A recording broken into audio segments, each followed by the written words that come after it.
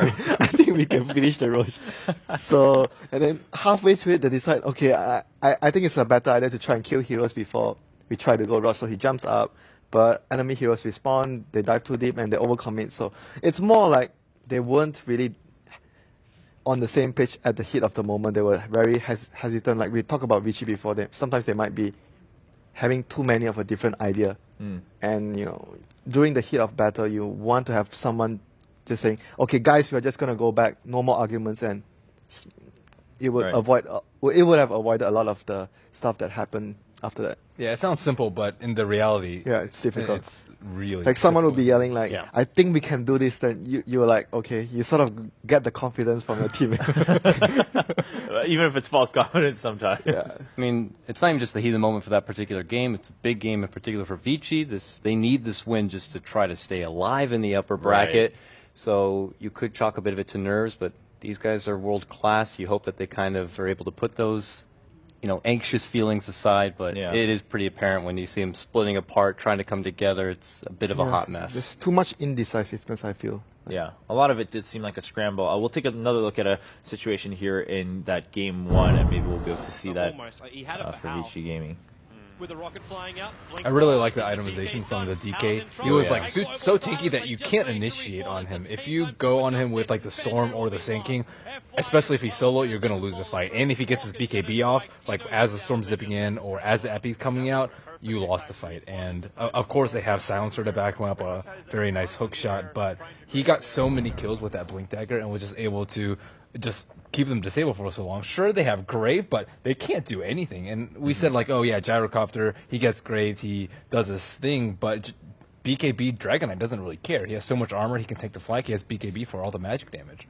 Yeah, and so let's assume that then, even if Vichy Gaming had played that pretty well and they were on the same page altogether, do you think the way Newbie played, they still would have been able to pull out the victory? Because it seemed like Newbie was definitely on the same page. They knew what their idea was, why they picked their certain heroes. I think it would have been a really close match, but I would have definitely favored Vichy's Gaming's lineup if the game goes late. They're on Dire. They have better late game with Storm and Gyrocopter compared to what Newbie had. It was the Dragon Knight plus the Queen of Pain. They don't scale as well. So I feel if both of the teams executed, it would be a really action-packed game. And when it goes down to the wire, Vichy's lineup would come out on top. Okay. Then, do you think for Vichy, I mean, regardless of, again, the implications that go forward into the bracket stage, for them, still winning a game, even if you're in the lower bracket, it matters, right? Going and knowing, like, all right, we still drew against a lot of the teams. We know we can take them if it's in, or just a best of one, or then going forward, like best of series later on. What do they change here? I mean, it sounds like the draft wasn't really the problem. Do they just say, hey, let's just calm down a little bit and move on, let's just focus on the game? Or do they say, hey, let's just try something completely new in terms of the draft? I mean, I wouldn't mind that, and that's what I was saying before. I wouldn't mind a little bit of that innovation, that little bit of flair that they used to have, particularly with like Ice Ice Ice and letting them really explore that off lane a bit and have some fun.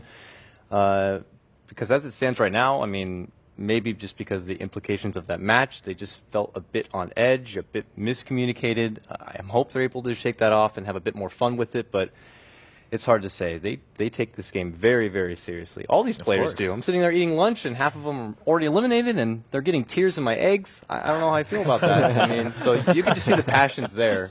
So I don't know, after you take a hard hit like that and you kind of accept the fact that's okay, we're going to have to battle it out now through best of ones. You know, maybe they will consider changing things up here for game two.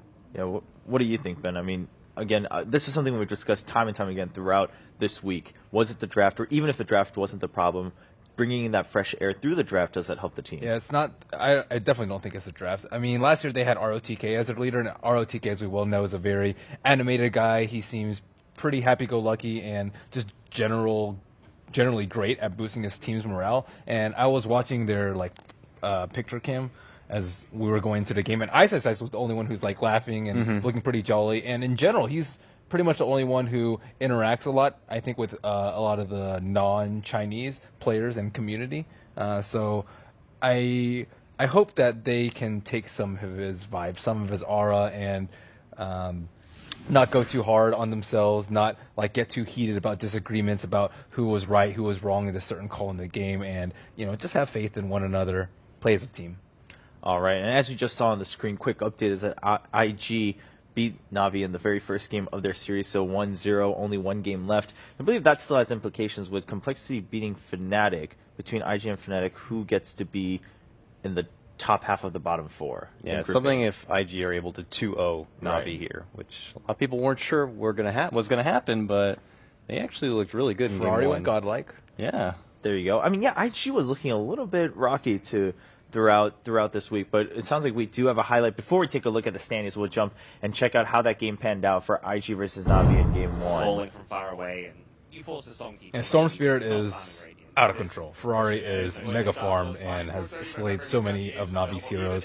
I think it was like a 15-2 start, if not worse, for Na'Vi, and they're just struggling to get any sort of kills, even with some very aggressive heroes like Bloodseeker and Queen of Pain. I don't think they had the right supports as well to deal with the Brood. The Brood might have actually caught them by surprise. CM and Naga generally don't deal with the Brood that well. If she gets out of control, you can't really catch the Brood with the two supports like this that easily. Of course, there's a song, but it's still difficult to catch the Brood out. So Wasn't the idea to just let Brood alone, though, versus Bloodseeker? did they actually put... Oh, did they actually do that? Because I didn't catch the... early Yeah, part. Havos was Bloodseeker. I don't know. I'm just assuming that's probably what they did. Right, yeah, we because didn't then he get was to mid see. Funnic on Centaur.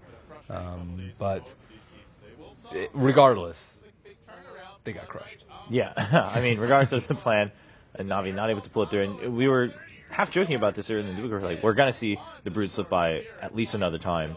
It's going to come up. It's going to catch another team a little bit off guard. And it sounds like that's what happened here.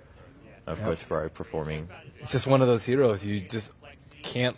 You just feel so stupid after dropping a match versus a Brood that you didn't prepare for. You're just like, okay, we should have banned it. And then 10 games later, it happens again. And it will happen like once out of 20 games, once out of 30 games. It just depends on the frequency of how often you let it slip through. Yeah, very true. But so again, IG still, even if you're in the lower bracket, it again matters if you get to choose your opponent or not. So they're looking to really fight for that option. As we take a look at the standing really quick, IG versus Fnatic. If IG can take this, they will move on up and knock Fnatic down to the bottom two of Group A. Fnatic then will not have a choice in their opponent when we go into the bracket stage. MVP Phoenix sitting comfortably at 6 points. They'll have their choice. And MVP Phoenix, a bit of a surprise in Group A, I feel. I mean, most people were saying, if anything, Hot Six is the team that's going to perform out of the two MVP teams.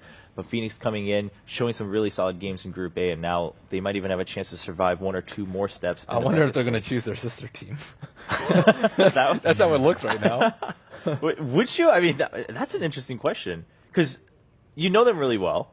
That's one thing. And you can see that they're not doing very well right now. But I wonder if that would create some tension. Yeah, part of you is like, maybe you want to see one of you succeed also. That's true. Then Phoenix the argument there, if Hot Six gets mad, can be like, well, hey, look, at least one of us will move up at this point. So it's a win-win, right? Kind of for the organization.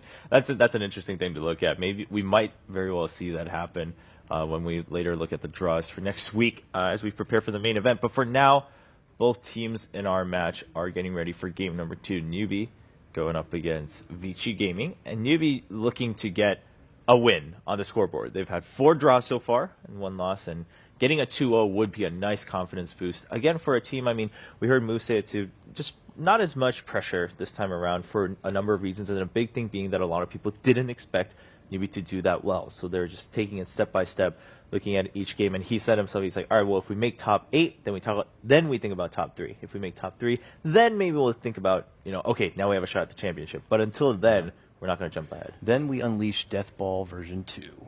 Everyone freaks out. I mean, who really knows with Newbie? It seems like maybe they're easing by. They're like, well, we'll take the wins when we need to, and, we'll see how it goes from there. They're not doing and anything take the next super step. unusual, though. Yeah. I doubt they have any secret strategies at all.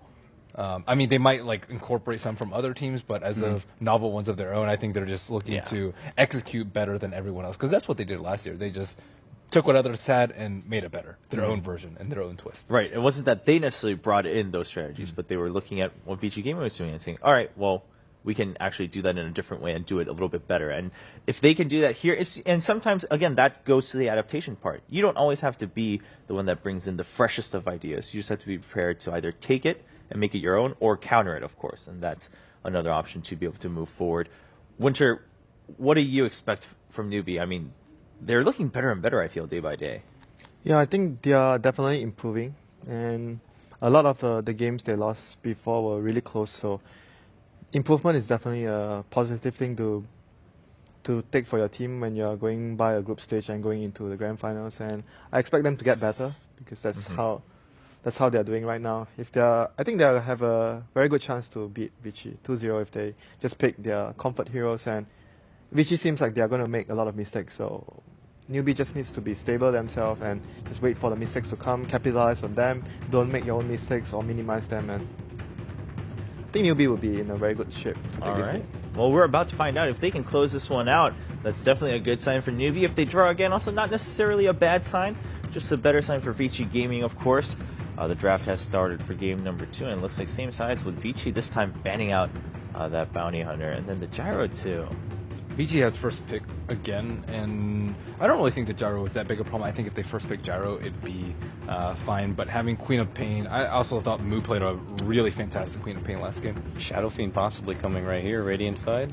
The thing is, it doesn't seem like newbie wants to go that route because they could have easily had it last game, right? I think That's true. the difference in between, like, I view DK and Shadow Fiend like sort of similar in terms of like lane strength. They don't necessarily win out both of their lanes, but Shadow Fiend's just more heavy farmer, way better in a late game, but DK can really set the pace. He's like up in front, he doesn't really need that many items, and most importantly, he can take towers down, which I think was a really nice plan versus Vichy. Like, the gyro never really had time to just free farm the whole entire game and stack ancients and do normal gyro things. He had to always contribute to his team, he had to buy BKB very early and, you know, try and help out, which, I mean, he's good at, but if you're purely doing that, there are better options. Shaker Lina and the Rubik just being secured right away this time, not waiting and giving newbie a chance to secure that, which did leave the Dazzle, so Vichy Gaming, they will band that out as they don't have the very next pick after this.